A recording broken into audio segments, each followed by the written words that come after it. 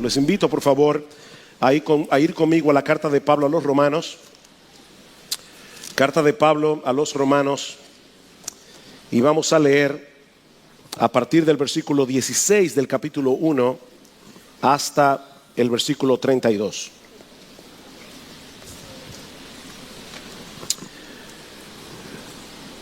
Porque no me avergüenzo del Evangelio, porque es poder de Dios para salvación a todo aquel que cree, al judío primeramente y también al griego. Porque en el Evangelio la justicia de Dios se revela por fe y para fe, como está escrito, mas el justo por la fe vivirá. Porque la ira de Dios se revela desde el cielo contra toda impiedad e injusticia de los hombres que detienen con injusticia la verdad. Porque lo que de Dios se conoce les es manifiesto, pues Dios se lo manifestó. Porque las cosas invisibles de Él, su eterno poder, su deidad, se hacen claramente visibles por medio de las cosas hechas, desde la creación del mundo, siendo entendidas por medio de las cosas hechas, de modo que no tienen excusa. Pues habiendo conocido a Dios, no le glorificaron como a Dios, ni le dieron gracias, sino que se envanecieron en sus razonamientos y su necio corazón fue entenebrecido. Profesando ser sabios, se hicieron necios y cambiaron la gloria del Dios incorruptible en semejanza de imagen de hombre corruptible, de aves, de cuadrúpedos y de reptiles, por lo cual también Dios los entregó a la inmundicia en la concupiscencia de sus corazones, de modo que deshonraron entre sí sus propios cuerpos, ya que cambiaron la verdad de Dios por la mentira, honrando y dando culto a las criaturas antes que al Creador, el cual es bendito por los siglos. Amén. Por esto Dios los entregó a pasiones vergonzosas, pues aún sus mujeres cambiaron el uso natural por el que es contra naturaleza, y de igual modo también los hombres, dejando el uso natural de la mujer, se encendieron en su lascivia unos con otros, cometiendo hechos vergonzosos hombres con hombres y recibiendo en sí mismos la retribución debida a su extravío. Y como ellos no aprobaron tener en cuenta a Dios, Dios los entregó a una mente reprobada para hacer cosas que no convienen, estando atestados de toda injusticia, fornicación, perversidad, avaricia, maldad, llenos de envidia, homicidios, contiendas, engaños y malignidades, murmuradores, detractores, aborrecedores de Dios, injuriosos, soberbios, altivos, inventores de males, desobedientes a los padres, necios, desleales, sin afecto natural, implacables, sin misericordia. Quienes, habiendo entendido el juicio de Dios, que los que practican tales cosas son dignos de muerte, no solo las hacen, sino que también se complacen con los que las practican. Como la mayoría de ustedes saben, el 26 de junio pasado, en una reñida decisión de 5 jueces contra 4, la Suprema Corte de los Estados Unidos legalizó el matrimonio homosexual en todos los estados de la Unión. Y dada la influencia que ocupa la nación norteamericana en el mundo occidental y el relativismo imperante en nuestra generación, es lógico suponer que esta decisión tendrá repercusiones de amplio alcance en muchos otros países, incluyendo la República Dominicana. Es por esta razón que nosotros vimos pertinente, los pastores de esta iglesia, detener el curso de la serie expositiva que llevamos actualmente en el Evangelio de Marcos para tratar este tema este domingo y el próximo. Como les decía hace un momento, en la mañana de hoy estaremos considerando de manera particular cuáles son las raíces de la homosexualidad a la luz de este pasaje de la carta de Pablo a los romanos, y el domingo que viene, si el Señor lo permite, vamos a considerar cuál debe ser la respuesta de la iglesia a este intento de redefinir la familia, de redefinir el matrimonio, que son las dos instituciones más fundamentales de la sociedad humana. De igual manera, y como ya hemos avisado, en la tarde de hoy vamos a tener un panel abierto para responder acerca de la homosexualidad, abordando preguntas y temas que son difíciles de tratar en un mensaje como este. Ahora bien, hermanos, yo estoy consciente de que este es un tema polémico, este es un tema controversial, y que tanto los que están en contra como los que están a favor del matrimonio homosexual pueden asumir conductas muy agresivas para defender su posición. Por lo que yo me adelanto a decir que mi intención en esta mañana es abordar este tema desde una perspectiva bíblica y con un corazón pastoral. Desde una perspectiva bíblica, pero con un corazón pastoral. En otras palabras, nosotros queremos ser fieles a la enseñanza de las Escrituras con respecto a este tema, pero al mismo tiempo queremos ser sensibles a todos aquellos que están luchando con las consecuencias de asumir cierto estilo de vida e instruir a los creyentes para que podamos dar una respuesta que sea apropiada, no solo en el fondo, sino también en la forma. Y mi oración al Señor es que este mensaje de las Escrituras, como orábamos hace un momento, pueda traer luz donde haya verdadera confusión y pueda traer esperanza donde haya desesperación. Porque el Evangelio de Cristo sigue siendo poder de Dios para salvar a todo tipo de pecadores sin importar sus inclinaciones sexuales. El Evangelio salva a heterosexuales porque necesitan el Evangelio. El Evangelio salva a homosexuales porque necesitan el mismo Evangelio que necesitan los heterosexuales.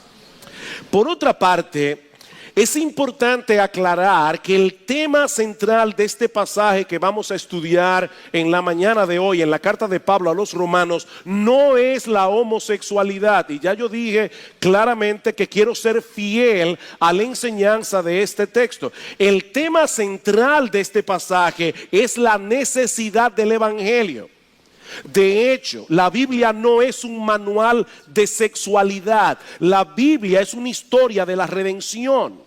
Pero como yo espero mostrar en esta mañana, cuando nosotros colocamos la sexualidad humana en el contexto de esa gran historia redentora que se revela en las Escrituras, estamos mejor equipados para entender el problema con el que estamos lidiando aquí, así como la solución que Dios ha provisto para resolver ese problema.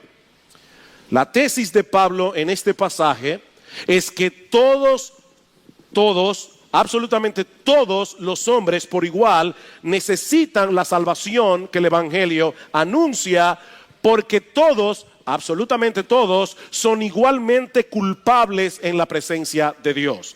Así que la buena noticia del Evangelio comienza con una noticia muy mala. Y de hecho no podemos entender la buena noticia del Evangelio si no entendemos primero la mala, que es lo que Pablo pasa a explicarnos aquí a través del versículo 18. Y aunque no es mi intención exponer este pasaje con todo lujo de detalle, es un pasaje muy denso, al menos tenemos que entender cuál es la esencia de la acusación que Pablo plantea aquí contra la raza humana y que demanda un costosísimo plan de salvación como el que Dios anuncia en el Evangelio. Nosotros encontramos básicamente dos cosas en este pasaje: una acusación general seguida por un desglose más específico, más concreto de esa acusación general. Versículo 18: porque la ira de Dios se revela desde el cielo contra toda impiedad e injusticia de los hombres que detienen con injusticia la verdad. Porque lo que de Dios se conoce les es manifiesto, pues Dios se lo manifestó, porque las cosas invisibles de Él, lo que no podemos ver de Dios, su eterno poder y deidad, se hacen claramente visibles desde la creación del mundo, siendo entendidas por medio de las cosas hechas, de modo que no tienen excusa. El cargo de Dios contra toda la raza humana es muy contundente. Él se ha revelado a todos los hombres a través de la creación, en una forma muy evidente, y más adelante Pablo va a añadir que Dios también se ha revelado a través de la conciencia humana. Todo hombre tiene una conciencia, todo hombre tiene la noción de bueno y malo, y que lo bueno debe ser alabado, lo malo debe ser castigado. Eso es un testimonio de Dios en la conciencia del hombre, pero el hombre ha tomado la decisión de resistir esa revelación divina con todas las fuerzas de su corazón. Como un artista que desea ser conocido, Dios ha puesto su firma en todo el universo que Él creó, y le dio al hombre la capacidad de entender esa evidencia. Esa es la verdad que el hombre ha detenido con injusticia. Por supuesto, eso no quiere decir que la creación nos revela todo lo que necesitamos conocer acerca de Dios. Pero Pablo está diciendo que revela lo suficiente como para saber que Él existe, como para saber que Él es digno de ser adorado, como para saber que Él es digno de ser obedecido. Por simple observación, mis hermanos, nosotros sabemos que todo efecto tiene una causa, y que la causa debe ser suficiente para explicar el efecto. Por ejemplo, imagínate que sales de tu casa, dejas encendida tu computadora y únicamente el gato se quedó adentro. Cuando regresas tarde en la noche, encuentras en la pantalla de tu computador una nota que dice: prepárate para morir, te llegó la hora. Bueno, si tú eres como yo, ¿verdad? Así inteligente, seguramente vas a llegar a la conclusión de que alguien entró en tu casa, a esa brillante conclusión, de que alguien entró en tu casa y que dejó esa nota con un propósito. Ahora, puede ser un chiste de mal gusto o puede ser una amenaza escalofriante, pero la posibilidad de que el gato haya caminado por el teclado y haya escrito ese mensaje por accidente es imposible, y mucho menos la posibilidad de que lo haya hecho a propósito.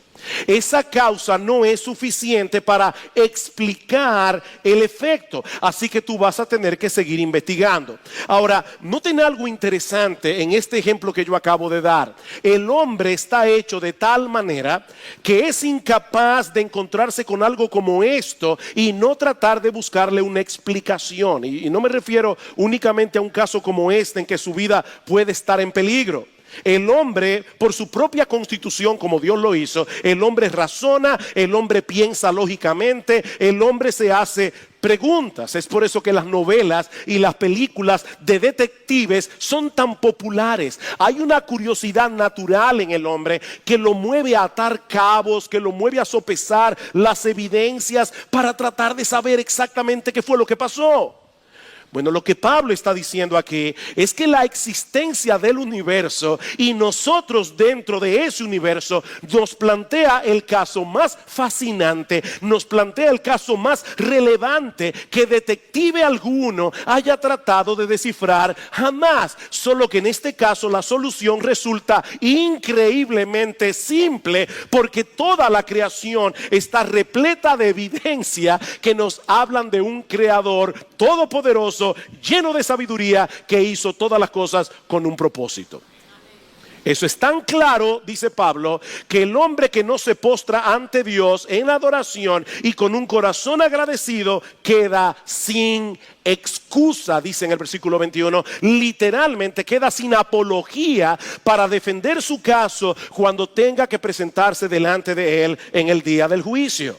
El hombre sabe que hay un Dios, dice Pablo, pero pretende vivir como si no lo supiera. Noten el versículo 21. Pues habiendo conocido a Dios, no le glorificaron como a Dios, ni le dieron gracias, sino que se envanecieron en sus razonamientos y su necio corazón fue entenebrecido. Él sabe que hay un Dios, pero él pretende vivir como si él no lo supiera. Esa es en esencia la acusación de Pablo contra toda la raza humana. El hombre padece de una pecaminosa e inexcusable deshonestidad intelectual. Hay un reputado profesor de leyes y filosofía llamado Jay Budziszewski. No traten de aprenderse el nombre. Hay que repetirlo un rato para aprenderlo. Es profesor universitario de filosofía y de leyes. Budziszewski durante un tiempo fue ateo, pero finalmente llegó a la conclusión de que su problema era básicamente el autoengaño. Y ahora escuchen lo que dice él. El autoengaño, dice Budziszewski, significa hacerse el tonto. Significa pretender que no sabemos lo que en realidad sí sabemos. Jugar a que desconocemos lo que en realidad conocemos. Lo que estoy insinuando es que los seres humanos jugamos con Dios. Nos mentimos. Y una de las cosas acerca de las cuales nos mentimos es sobre nuestro conocimiento de la realidad de Dios. Y aquí él cita el Salmo 14, donde el salmista comienza diciendo: dice el necio en su corazón, no hay Dios. Y continúa diciendo el salmista: no le llama necio al hombre por pensar que no hay Dios, sino más bien por decirse a sí mismo que no hay Dios, aunque en lo profundo de su mente él sabe que no es así. Hay un Dios y él lo sabe, pero él se dice a su corazón, él pretende vivir de cierta manera. Esa es la acusación de Pablo en Romanos capítulo 1. El hombre sabe que existe Dios, pero pretende vivir como si él no supiera eso. Y por supuesto, nadie puede pretender tal cosa sin sufrir la consecuencia. Imagínate lo que sucedería con una persona que de repente decide pretender que los carros no existen. Y él va por la calle y él cruza porque él dice no existen. Ya ustedes se imaginan lo que va a pasar. El hombre pretende vivir como si no tuviera que tomar en cuenta a Dios. Y ahora Pablo quiere mostrarnos de manera más específica, de manera más concreta, cómo esto se manifiesta en la realidad, en la práctica, a través de 3 intercambios íntimamente relacionados entre sí. En primer lugar, el hombre, dice Pablo, decidió cambiar la gloria de Dios por la vanagloria de las criaturas. Versículo 21. Pues habiendo conocido a Dios, no le glorificaron como a Dios, ni le dieron gracias, sino que se envanecieron en sus razonamientos y su necio corazón fue entenebrecido. Profesando ser sabios, se hicieron necios y cambiaron. Aquí está el primer intercambio. Cambiaron la gloria del Dios incorruptible en semejanza de imagen de hombre corruptible, de aves, de cuadrúpedos y de reptiles. Alguien decía que el ser humano es un religioso incurable. Como fuimos creados originalmente para adorar a Dios y encontrar en Él nuestra seguridad y nuestra satisfacción, el hombre no puede desechar a Dios sin caer en la idolatría. Eso es imposible.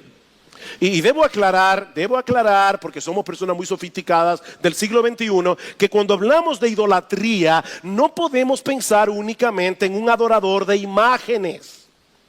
Todo aquello en lo que ponemos nuestra confianza, en lo que buscamos nuestra identidad, nuestra seguridad, que no sea Dios, ese es nuestro ídolo.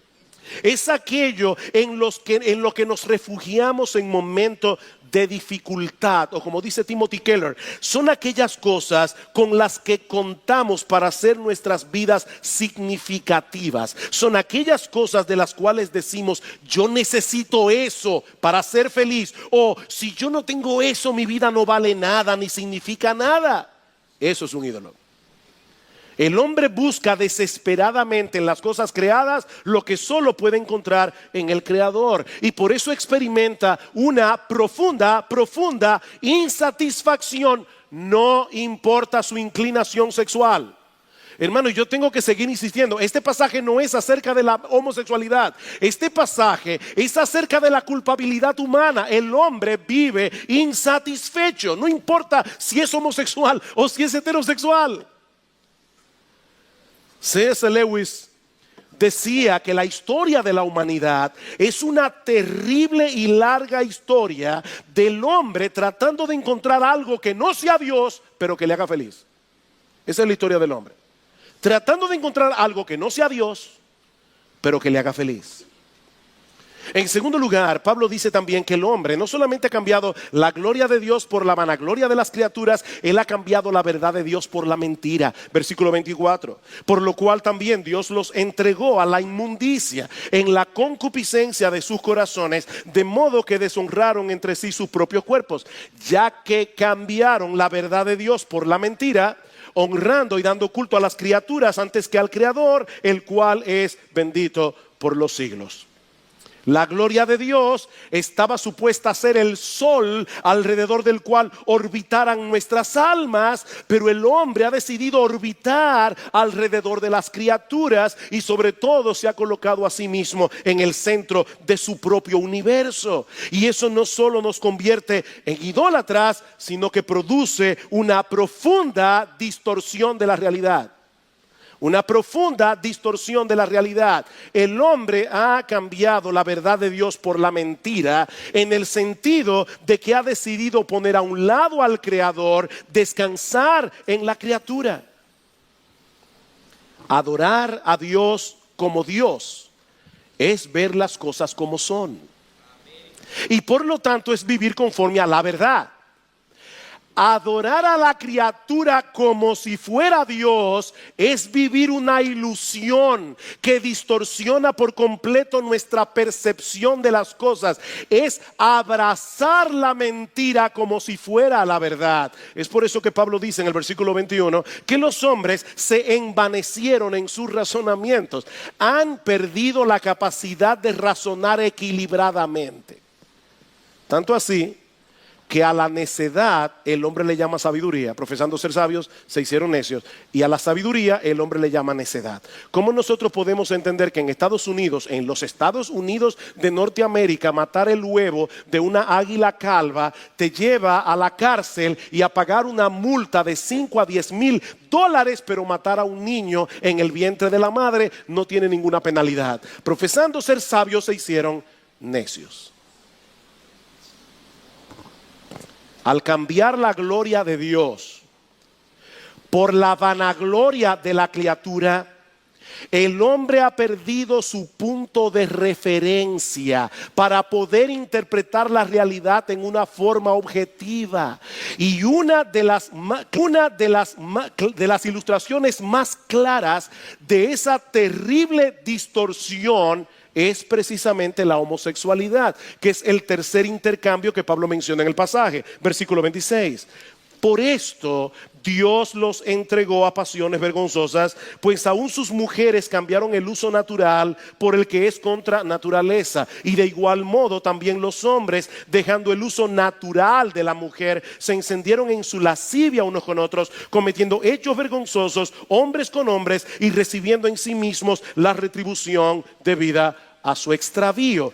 Digo otra vez, el tema de estos versículos no es la homosexualidad, sino la necesidad que todos tenemos del evangelio. Pero Pablo introduce ese tema aquí como una vívida ilustración de lo que ha ocurrido con la raza humana al intercambiar la gloria de Dios por la vanagloria de las criaturas y la verdad de Dios por la mentira. Debido a ese terrible intercambio hecho por el hombre en su pecado, Dios ha derramado su ira, escuchen bien otra vez, contra toda la raza humana. Pablo no está hablando aquí de casos específicos. Pablo está hablando de la humanidad y él está diciendo: Dios ha derramado su ira contra el hombre, contra toda la raza humana. ¿Cómo? Dejándoles cosechar en toda su intensidad el fruto de su extravío. 3 veces Pablo dice en este pasaje que Dios los entregó. 3 veces a todo el mundo Dios los entregó. Versículo 24. Por lo cual también Dios los entregó a la inmundicia en la concupiscencia de sus corazones. Versículo 26. Por esto Dios los entregó a pasiones vergonzosas. Versículo 28. Y como ellos no aprobaron tener en cuenta a Dios, Dios los entregó a una mente reprobada. Dios los entregó. Va a haber un despliegue de la ira de Dios en el día del juicio. Pero Pablo está hablando aquí de cómo se manifiesta esa ira aquí y ahora en el presente. Como dice el comentarista William Hendrickson, Dios en su ira permite que todos los pecadores impenitentes sean arrastrados por sus propios pecados al abismo de sus propias pasiones viles. Esa es una de las manifestaciones de la ira de Dios sobre una humanidad pecadora, que sabiendo que existe Dios, ahora quiere pretender que no lo sabe. Ahora quiere pretender que Él no está ahí. Ahora quiere pretender que su opinión no importa en lo absoluto. Y Dios los entregó. Pastor, pero la Biblia dice que Dios es amor. Yo lo sé. Pero también enseña que Él es perfectamente santo. Y que Él es perfectamente justo. Estos atributos no se excluyen entre sí, sino que se complementan. De hecho, déjenme decir algo que a algunos les va a parecer bien extraño. Precisamente porque Dios es amor, Él no puede permanecer indiferente ante el pecado y la maldad que destruyen al hombre creado a su imagen y semejanza. Alguien dijo muy sabiamente: todas las personas que realmente aman, en ocasiones se llenan de ira. No a pesar de que aman, sino más bien por causa de ese mismo amor. Óyeme bien, si el hecho de ver arruinarse aquello que tú dices amar, eso no te produce ira, eso es un síntoma de que tú realmente no lo amas. ¿Se entendió eso? Si tú realmente amas, tú tienes que tener ira. Si tú no sabes lo que es la ira, tú no eres una persona llena de amor, tú eres un indiferente. Y el indiferente o la indiferencia no es más que odio disfrazado. El verdadero amor no puede permanecer indiferente ante la crueldad, no puede permanecer indiferente ante la violencia, no puede permanecer indiferente ante la injusticia. Así que Dios muestra su ira contra el pecado en todas sus manifestaciones, no solo porque es un Dios justo, sino también porque es un Dios de amor. Él no puede quedarse de brazos cruzados ante el pecado del hombre, sino que ha derramado su ira desde el cielo, dejando que el hombre obtenga lo que quiere. Esa es la manifestación de la ira. Dejándolo que se vayan detrás de sus pasiones. Es lo que Pablo está diciendo aquí. Esa es la manifestación de la ira de Dios sobre una humanidad pecadora. ¿Quieren vivir pretendiendo que Él no tiene nada que ver con nuestras vidas? A pesar de todas las evidencias que Él ha dejado de sí mismo, Dios les está dejando experimentar las consecuencias de esa terrible y pecaminosa decisión. Y la homosexualidad no es más que una muestra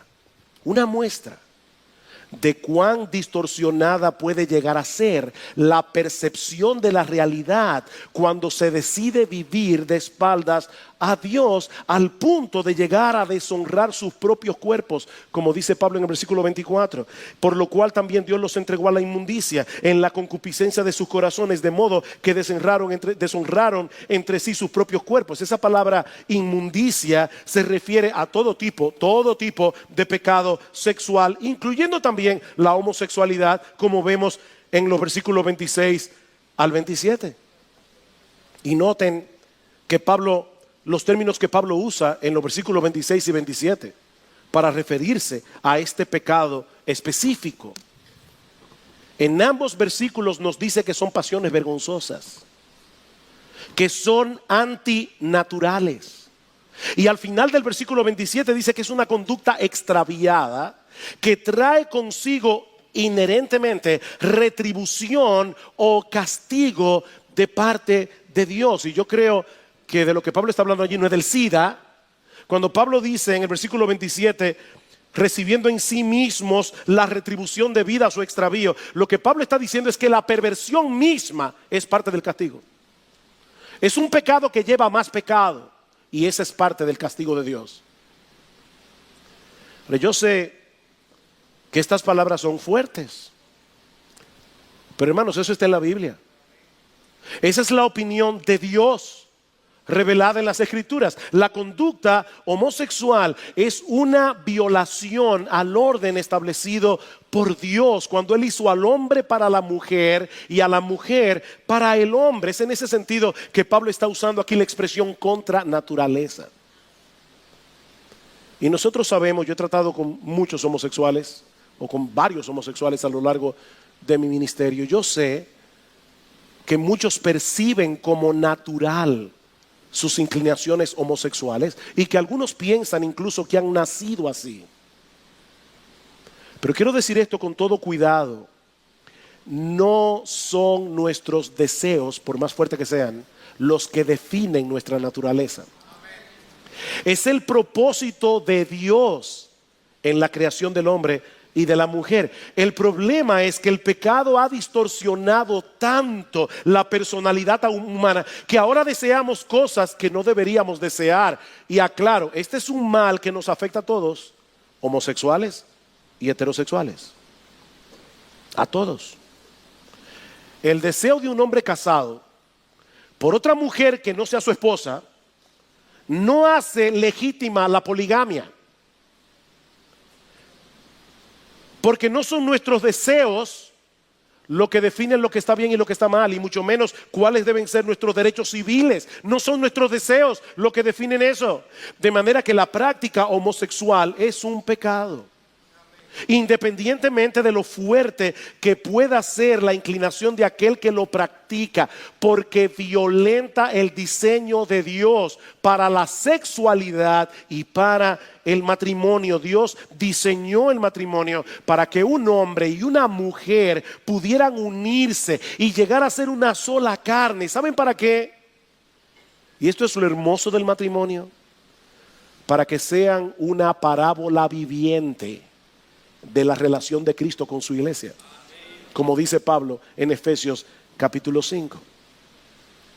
Sí, yo sé que existen muchos factores que pueden incidir en el hecho de que una persona tenga inclinaciones homosexuales, al punto de que, mis hermanos y amigos que están aquí, es prácticamente imposible poder descifrar todos los factores que pudieron incidir en la vida de una persona para que tenga esa inclinación. Pero lo que Pablo enseña en este pasaje es que toda condición pecaminosa, no únicamente la homosexualidad, toda condición pecaminosa no es más que una manifestación de esa decisión que ha tomado el hombre en su pecado de detener con injusticia la verdad.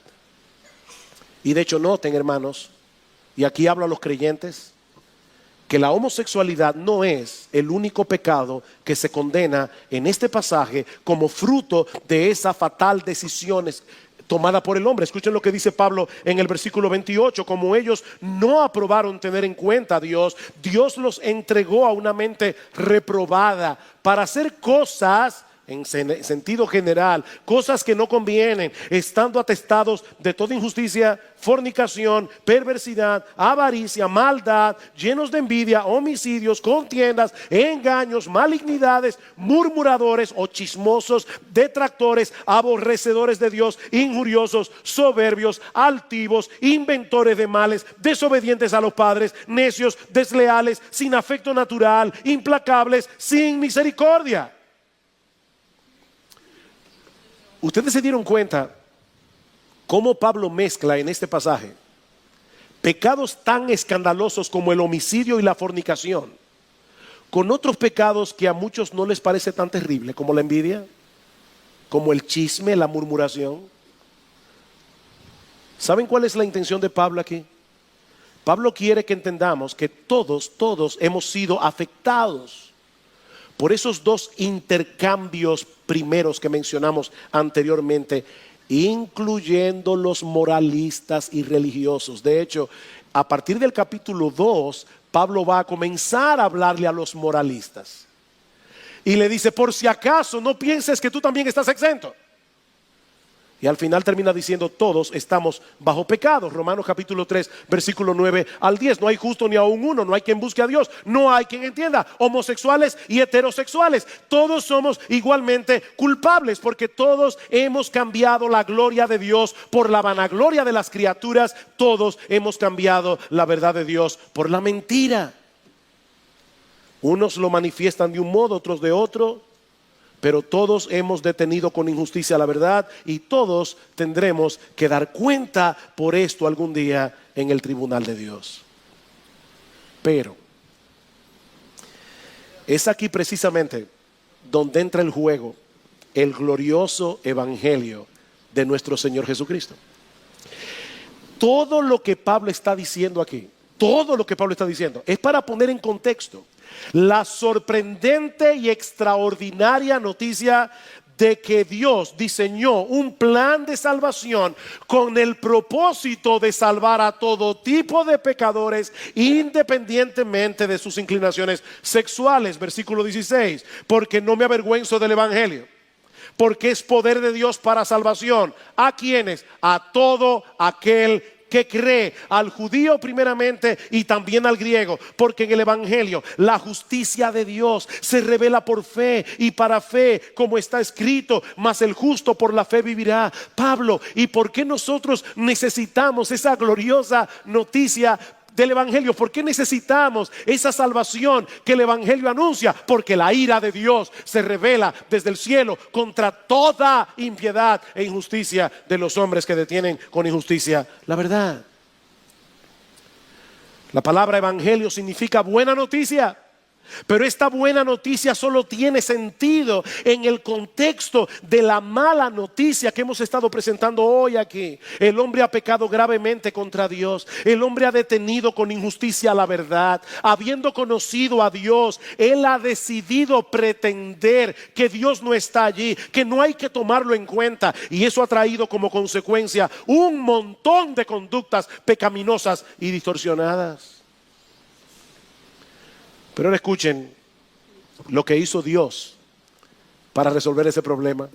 Romanos capítulo 3, versículo 21. Pero ahora, aparte de la ley, se ha manifestado la justicia de Dios, testificada por la ley y por los profetas, la justicia de Dios por medio de la fe en Jesucristo para todos los que creen en Él, porque no hay diferencia, por cuanto todos pecaron, todos, y están destituidos de la gloria de Dios, siendo justificados gratuitamente por su gracia mediante la redención que es en Cristo Jesús, a quien Dios puso como propiciación, es decir, como aquel que recibe todo el peso de la ira de Dios que el pecado merece, a quien Dios puso como propiciación por medio de la fe en su sangre, para manifestar su justicia a causa de haber pasado por alto en su paciencia los pecados pasados, con la mira de manifestar en este tiempo su justicia, a fin de que Él sea el justo y el que justifica al que es de la fe de Jesús. Este es un pasaje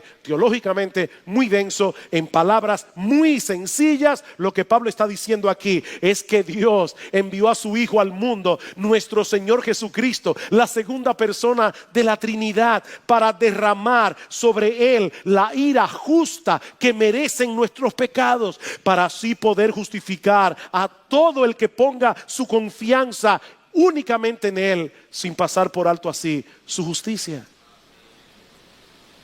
Todos los pecados enumerados en Romanos 1, todos, incluyendo la homosexualidad, incluyendo el lesbianismo, pero incluyendo también a los odiosos, a los necios, a los desleales, a los moralistas hipócritas, a los religiosos hipócritas, a los desobedientes a los padres, a los inventores de males, a todos los que se enumeran en la lista de Romanos 1, todos serán perdonados si ponen su fe en el Señor Jesucristo. ¿Saben por qué? ¿Saben por qué? Porque Dios derramó sobre Él en la cruz del Calvario el castigo justo que merece cada uno de esos pecados. De esa manera Él sigue siendo justo, porque Él no dejó el pecado sin castigo. Él sigue siendo justo y es al mismo tiempo el que justifica al que es de la fe de Jesús. Ese es el mensaje del Evangelio. Que aquel que no conoció pecado, por nosotros fue hecho pecado, para que nosotros fuésemos hechos justicia de Dios en él. Dios resolvió el problema causado por ese terrible intercambio hecho por el hombre a través de otro intercambio, el glorioso intercambio de la cruz. Cristo sufrió el castigo que nosotros merecemos, para que todo el que se arrepienta de sus pecados y se ampare en Él por la fe, reciba de parte de Dios las bendiciones que Él merece por su justicia. Hace un momento decíamos que Dios ha derramado su ira en este mundo caído, dejándole al hombre cosechar en toda su intensidad el fruto de su extravío. Y esa es indudablemente una manifestación de su justo aborrecimiento por el pecado. Pero ¿saben qué? Esa moneda tiene otra cara. Escuchen lo que dice Pablo más adelante en Romanos capítulo 8, versículo 18.